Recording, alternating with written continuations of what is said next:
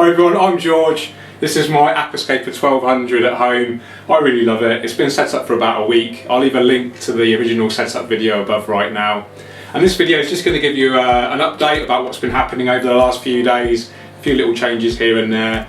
I'll show you how I maintain it and I'll do a quick overview of the equipment I'm using. So do subscribe if you haven't already, hit that notification bell and you'll never miss a thing.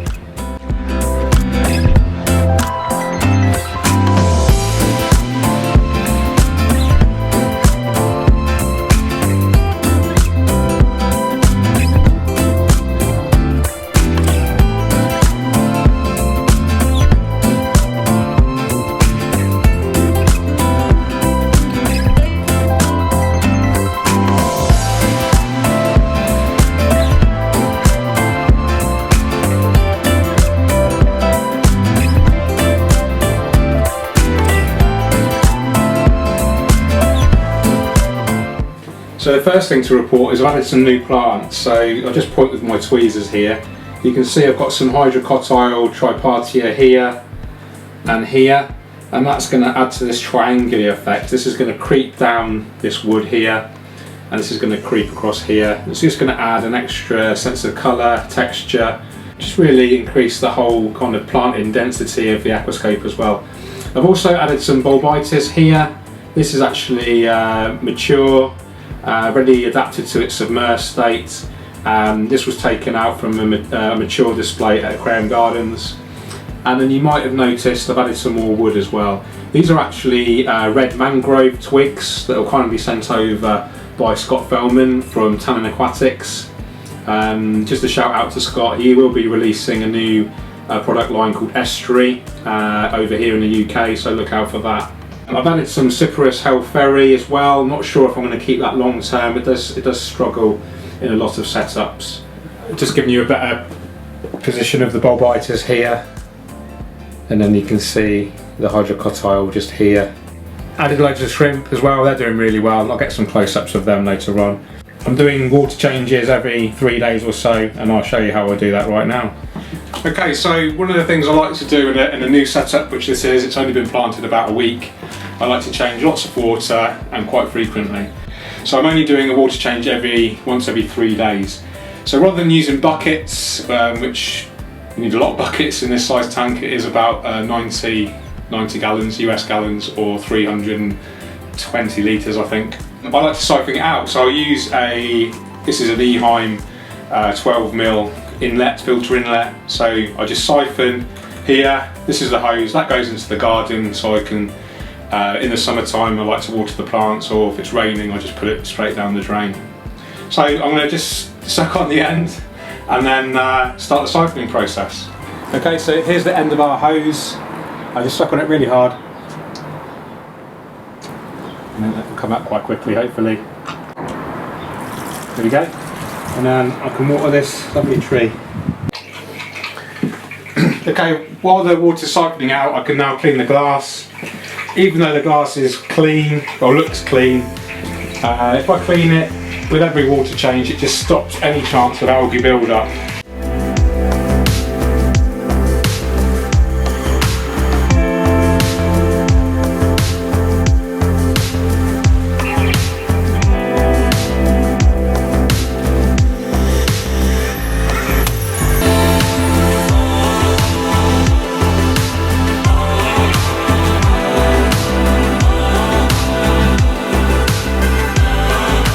Okay, let's get that little bit of soil there. You can just see that.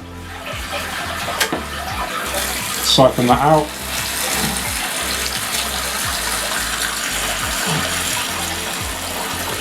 And we can just, any kind of loose detritus we can siphon out whilst it's draining. A few snails here, let's get rid of those. Okay, time to turn the filters off. So they're both plugged in here, really easy, and the heater all turned off together, nice and peaceful now. Not nice and easy, siphoning the water out so we don't have to siphon out any buckets. We can siphon into a bucket just to do you know, individual parts of the maintenance, like siphoning out any excess detritus or soil that's crept onto the cosmetic sand there. But yeah, really just saves my back. I do get a lot of back pain. I think it's from all the water changes I've done over the years.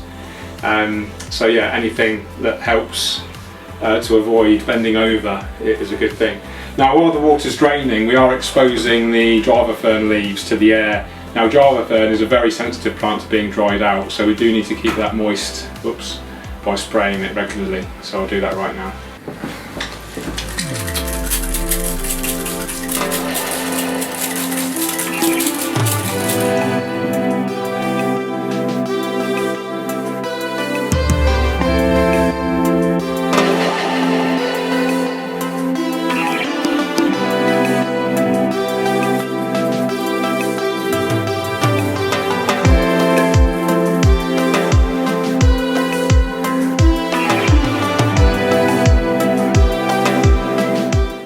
Okay, so we're over 50% now. I'm just going to drain it all the way to there. The bigger the water change, the better.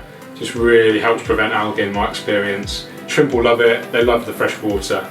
So I'll just wait for it to go down there.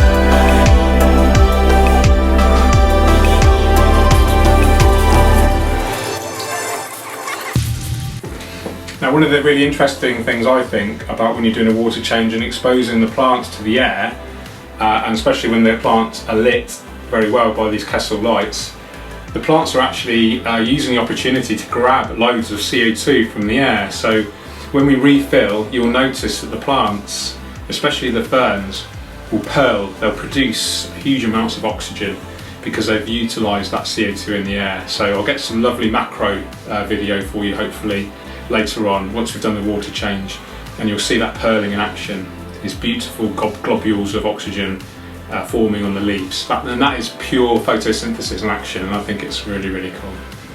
Okay, so now we've drained our water out, now it's time to refill. Using the same technique, we just connect that other end to a pump, which I'll show you in a minute. Goes through my magic red colander, which stops it from disrupting the cosmetic soil underneath, and jobs are good and no buckets involved. Happy days. Okay, so here we've got our pumping system. We've got a submersible pump in there. I think that's an Eeveelution pump. It's rated at 1,000 litres per hour. It's in a bucket, obviously. The bucket is constantly filling around about the same rate that this is draining out. So you obviously need to adjust it with the taps. So we've got hot and cold to get the right temperature as well, which you can literally, I'm so experienced with it now, I can just tell by feeling it what I need to do. And I know the preset sort of levels on here. It obviously depends on the time of year as well. So there's quite a few adjustments to do, but once you've mastered it, it's the easiest way to get water into your new aquarium. I've already added dechlorinator as well, so that it's going to be perfectly safe for fresh water. And yeah, it's my favourite method of doing large water changes. Some people are a bit averse to adding hot water straight from the tap because it goes through copper pipes, etc. What I will say is, I've had absolutely no bad experience with it. Yeah, just a really, really cool way, and something that you guys might be able to use at home if you're still using the old bucket technique. The shrimp are all gathering around the fresh water. They obviously can detect there's fresh water there. Loads of them. I'm just going to get a close up of that for you.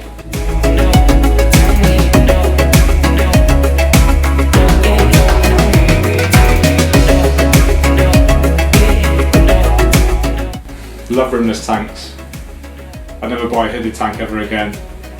You can just see a whole new world when you look into it. You can see the shrimp darting around. There's no fish in here yet. Can't wait to get fish in here. That's going to be a video soon. But yeah, just so easy to maintain. Aesthetically much better. You get you get evaporation. You might get fish jumping out if they're not happy in there. But for me, the advantages far outweigh. You know, go hoodless or go home. Okay, while that's filling up, I'll just run through an overview of the system. You can check out a more comprehensive description of the whole tank and all the equipment I'm running in a previous video I'll link that up right now. But let's start from the top. These are Kessel A360W Eeveelution Sun LEDs. I get asked about these all the time. Pretty much every day I get at least one question about what type of lights these are. Very good. They're a dense matrix LED, so they have a high density cluster of small LEDs and there's a big lens covering them all, and that helps to spread the light. But very point source. You can see the ripple effect if I disrupt the water there. And that gives a really nice shimmer effect, which is really natural. You can grow plants without resorting to expensive light units, and I am getting asked a lot of questions about when I'm going to do a budget tank, and I will do a budget planter tank soon. This is the Eeveelution lighting and hanging kit, and this will fit pretty much any size tank. It's adjustable. You do have to attach it to the cabinet yourself, but anyone can do it. Really, really simple. Tank itself, Aquascaper 1200 by Eeveelution Aqua, designed in collaboration with me. And the 1200 is 4 foot or 120 centimetres, 2 feet or 60 centimetres by 45 centimetres tall or 18 inches, holds about 310 litres or 90 US gallons. 12mm, super low iron glass, Syrian polish, really, really good quality. Cabinet is a gloss white cabinet, available from Eeveelution Aqua. They do 16 different cabinet finishes, really good quality, all hand built in the UK. And then filter, we've got two JBL 1501Es, canister, external canisters. We've got glass lily pipes, inlet and outlet, clear hose, inline CO2 with actually a GLA green leaf aquarium, really good quality CO2 regulator. So I'm dosing at the moment 10ml of Aquascaper complete liquid plant food every day.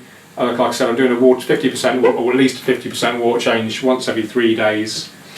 And yeah, it's just a really nice setup. I mean, it's not cheap, but the principles that I'm talking about can be applied to much cheaper systems as well. So, you know, I might be using more premium products. It doesn't mean you can't achieve the same results with the Aquascape. Far from it. You can achieve exactly the same results, if not better results, by using less expensive equipment. I'm just really happy with it. It's really nice for me to get my kind of mojo back. I've had a few days at home. I had a relentless sort of tour going all over Europe and UK doing workshops, and really let my home aquariums sort of slip, neglected them in terms of aquascaping. I mean, the fish were fine, the fish were well fed, the basic maintenance was done, but the aquascapes were kind of just neglected, and consequently they looked really poor. So it's really nice for me to get back in the zone, focus more on having nice aquascapes at home, creating good content for you guys. And it's just, yeah, you know, it is my passion, aquascaping, and you know, if I can impart anything onto you guys, it's just that aquascaping is a beautiful hobby, and I'm just really, really privileged to be able to you know, promote it to you guys. Shrimp are awesome. There's probably about 50 or 100 shrimp in here, I reckon. I can't wait to get some macro stuff. They're not very good quality shrimp. I deliberately put all the good quality ones in my 600 and in my other tank. So these are kind of the runts, if you like, but I still love them. They're not so colourful. They're mixed. I've got yellows in there, reds in there, so they're all going to revert to kind of wild type.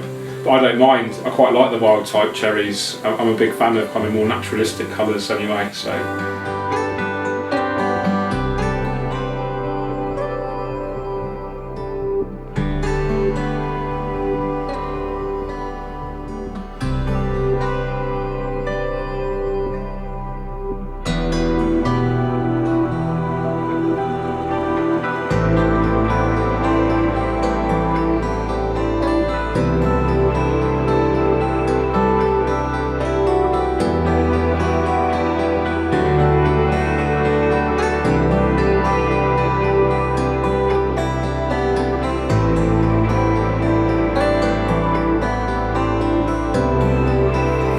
Add some complete liquid plant food, 10ml, which is about capful. I think the plant's really well fed. Okay guys, that's it for the video. Hope you've enjoyed it as much as I have enjoyed making it. As a thank you to you all for subscribing, if you are a subscriber, then there is a 20,000 giveaway. Check that out in the link above. I absolutely love aquascaping. I hope I'm inspiring some of you guys to love it too. If I am, let me know in the comments, let me know what projects you've got going on, and yeah, I just love to get feedback from you all. Thanks so much for watching, I really do appreciate it, and you know what I'm going to say next? Keep on scaping. Take care, bye bye.